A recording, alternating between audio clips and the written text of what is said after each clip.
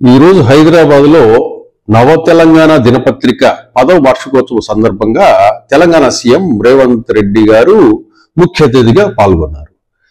ఈ వార్షికోత్సవ సభలో ఆయన జర్నలిస్టుల గురించి మాట్లాడుతూ ఏబిసిడీలు రాని వాళ్ళంతా జర్నలిస్టులుగా చాలామంది అవుతున్నారు అనే ఒక వ్యాఖ్య చేశాడు. ఆయన ఏమన్నారో ఒకసారి విందాం.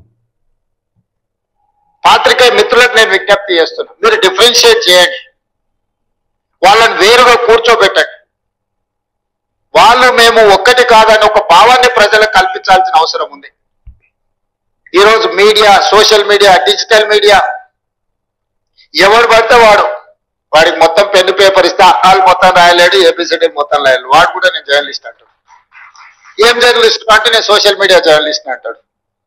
వాళ్ళ పేరు పక్కనే జర్నలిస్ట్ అని పెట్టుకుంటాడు. అది మొత్తం వాళ్ళ ఇంటి పేరే అయినట్టు, వాళ్ళ తాతలు ముత్తాతల నుంచి జర్నలిజంలో పుట్టి పెరిగినట్టు జర్నలిస్ట్ ఎల్లయ్య, జర్నలిస్ట్ పుల్లయ్య అని పెట్టుకుంటారు.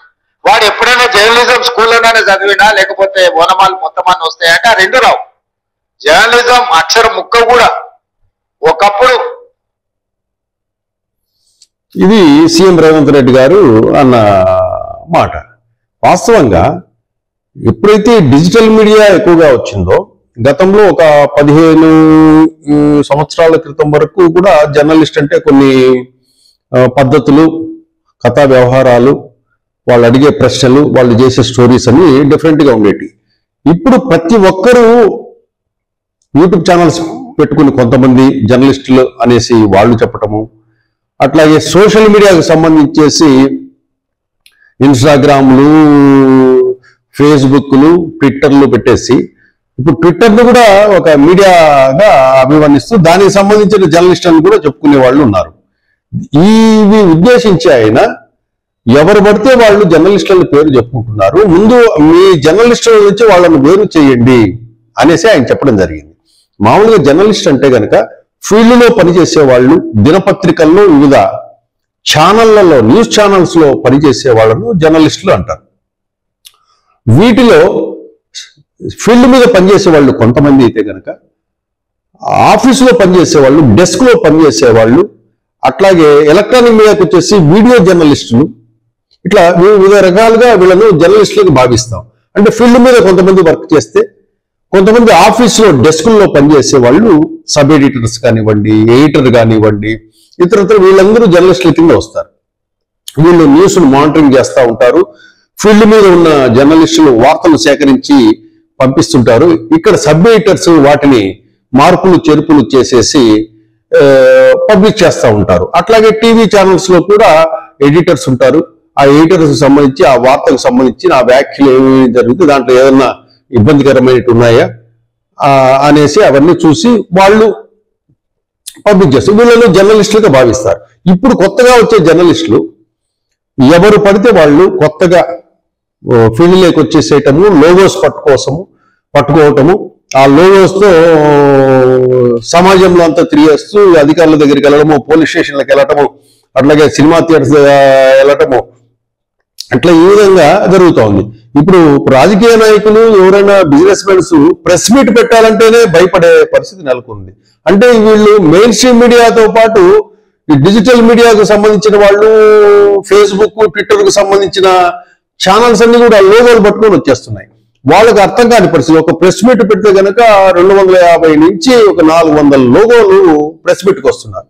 దీంతో ఎవరు మెయిన్ స్ట్రీమ్ మీడియాగా గాను, ప్రముఖ డిజిటల్ మీడియా ఎవరు, మిగతా వాళ్ళంతా ఎవరు అనేది కనుక్కోలేని పరిస్థితి ఉంది. ఇప్పుడు డిజిటల్ మీడియాలో కూడా కొన్ని గుర్తింపు కలిగిన డిజిటల్ మీడియా సంస్థలు, జర్నలిస్టులతో నడిపేటి, జర్నలిస్టులు పనిచేస్తున్న డిజిటల్ మీడియా సంస్థలు ఉన్నాయి.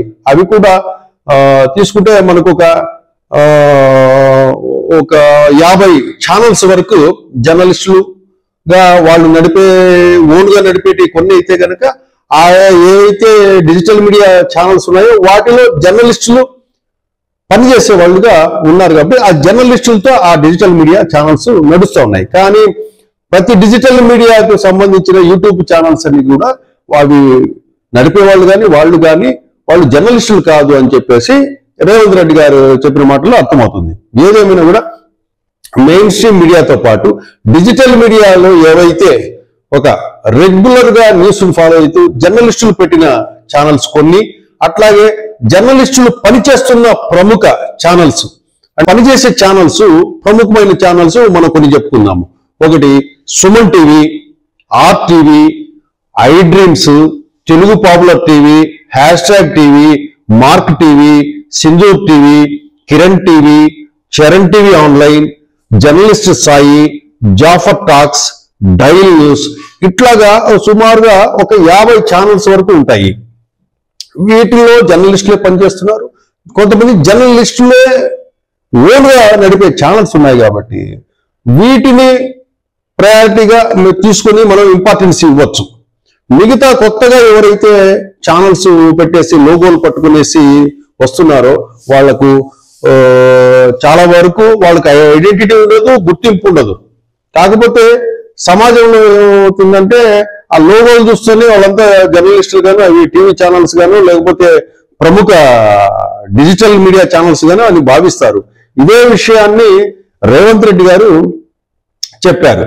ఏంటి, తెలుగు రానోళ్ళు జర్నలిస్టులుగా చలమని అవుతున్నారు, ఏబిసిడి రానోళ్ళంతా జర్నలిస్ట్ అంటారు, ఇంకొకరు పేరు పక్కనే జర్నలిస్ట్ అని పెట్టేసి వాళ్లకు అనుభవము ఏమీ అర్హత లేకపోయినా కూడా ఇట్లా చేస్తా ఉన్నారు. వాళ్ళందరినీ మీరు వేరుగా చూడాల్సిన బాధ్యత మీ మీద ఉందని చెప్పేసి ఎవరైతే సీనియర్ జర్నలిస్టులు కొన్ని సంవత్సరాలుగా జర్నలిస్ట్ వృత్తిలో ఉన్నారో వాళ్లకు ఆయన చెప్పడం జరిగింది.